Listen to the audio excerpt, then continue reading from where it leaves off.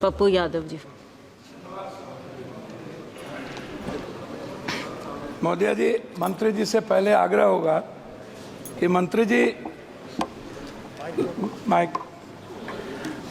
पहले तो आप जीएम और डीआरएम को राजा बना के रखते हैं, एमपी की कोई वैल्यू नहीं। जब वो क्षेत्र जाते हैं तो वो एमपी का रेस्पेक्ट नहीं करते, एमपी को खबर नहीं करते, और उद्घाटन जब कोई रेलवे शुरू होता है तो वहाँ एमपी का कोई सूद नहीं देता। दूसरा, कंफर्मेशन के लिए आपके ऑफिस में, आपके डीआरएम ऑफिस में दलाल घूमते हैं। एमपी के चिट्ठी की कोई वैल्यू नहीं है, कंफर्मेशन नहीं होता है, और एमपी का सम्मान आपके रेलवे विभाग में कहीं भी नहीं है।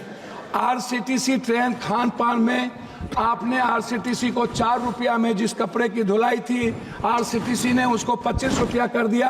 आप बोझ बढ़ा दिए आम आदमी पर। आरसीटीसी बड़े रेलवों में खान पान तो दे देती है थोड़ा सा, लेकिन जो गरीब का, जहाँ पर लोअर ट्रेन है, वहाँ का खान पान बहुत ही गलत है। दूसरी तरफ आप महिला डिब्बा पर, आम डिब्बों में आप लगभग डिब्बा नहीं है, लगभग आप आम आदमी के लिए कोई डिब्बा नहीं है। वह कंफर्मेशन के बगैर जाने वाला डिब्बा 1 या 2 होता है। 12 डिब्बे हुआ करते थे, अब 1-2 होता है।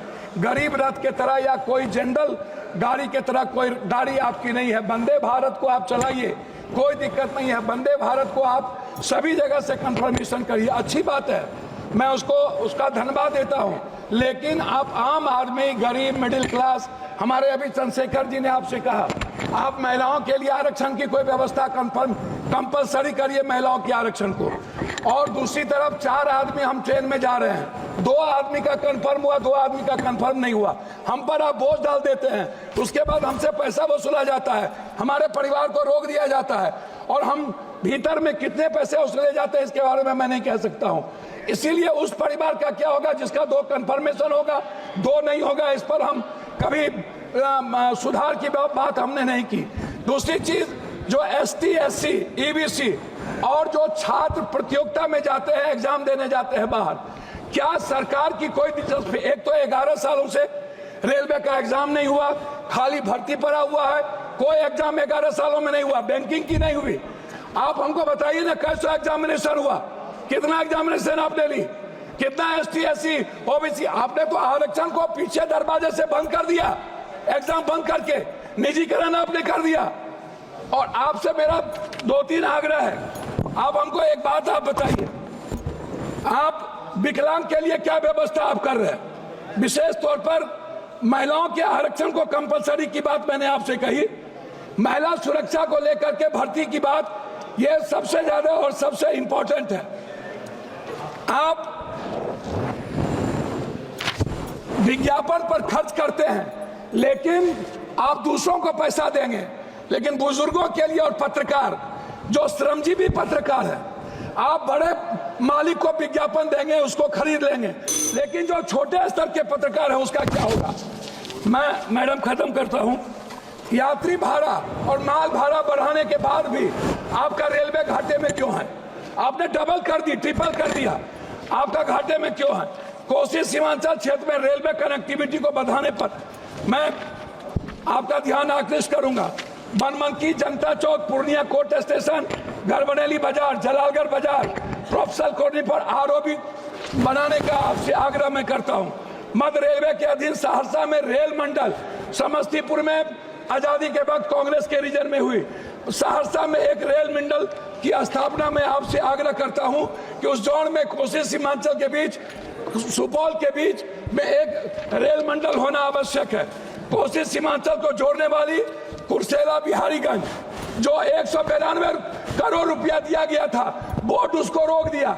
बिहारीगंज से खुर्दा होते हुए बीरपुर, फिर देवघर से नौगछिया का आपने कर दिया है, सर्वे जारी है।